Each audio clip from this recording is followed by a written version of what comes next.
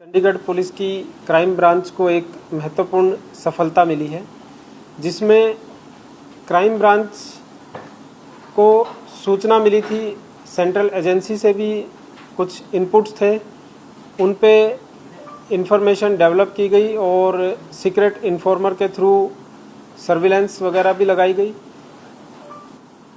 तो सर्विलेंस के बाद हमें पता चला कि गौरव और विक्रम नाम के दो लड़के हैं जो कि फेक करेंसी सर्कुलेट करने का काम कर रहे हैं और दिनांक 25 सितंबर 2025 को ये दोनों चंडीगढ़ में फेक करेंसी को डिलीवर करने आए थे।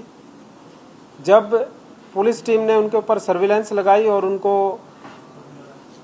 एप्रीहेंड किया तो उनके पास से चंडीगढ़ पुलिस को फेक करेंसी रिकवर हुई, जो दोनों को अलग अलग व्हीकल में और दोनों के पोजेशन से लगभग 10 लाख रुपए की करेंसी जो है वो रिकवर की। उसके बाद इसमें केस रजिस्टर किया गया, जो भारतीय न्याय संहिता है उसकी कॉरस्पॉन्डिंग जो भी सैंक्शंस थे उसमें हमने एफआईआर को रजिस्टर किया।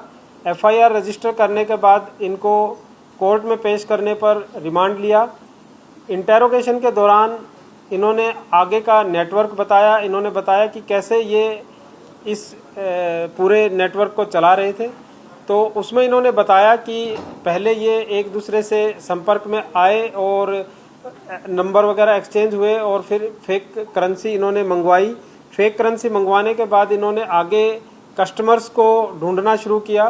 तो इन्होंने सोशल मीडिया प्रोफाइल्स के थ्रू अपने इस नेटवर्क को बढ़ाया।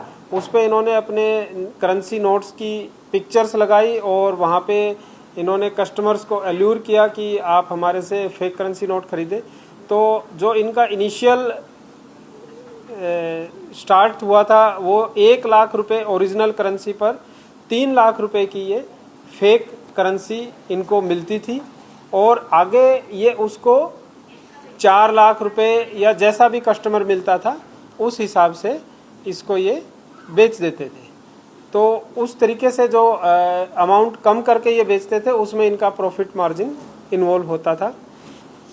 कोरियर के थ्रू ज़्यादातर ये पैसा मंगवाते भी थे और पैसा भेजते भी थे। इंटेरोगेशन में पता चला कि एक अभी जो इनमें से विक्रम है उसके पास कुरियर आया था जो कि राजस्थान के झालावाड़ से आया था। ट्रैक करने पर पता चला तो क्राइम ब्रांच की टीम रिमांड के दौरान इनको लेकर झालावाड़ गई। तो झालावाड़ से एक तीसरा एक्यूज्ड जितेंद्र शर्मा एक्यूज्ड को हमने एप्रीहेंड किया। तो उसके घर से पूरा प्रिंटिंग मटेरियल, पूरी जो प्रिंटिंग की इनकी मशीन्स हैं, जो नॉर्मल प्रिंटर होता है वही है, प्रिंटर, स्कैनर और इन्होंने अपना सेटअप किया हुआ था। वहीं पे वो प्रिंट करता था और प्रिंट करके शीट्स को इनको भेज देता था कुरियर के थ्रू और एमपी से भी इनके पास आते थे। तो टोटल अभी हमारे पास जो अरेस्ट हुए हैं वो 3 एक्यूज्ड अभी हमने इसमें अरेस्ट किए हैं।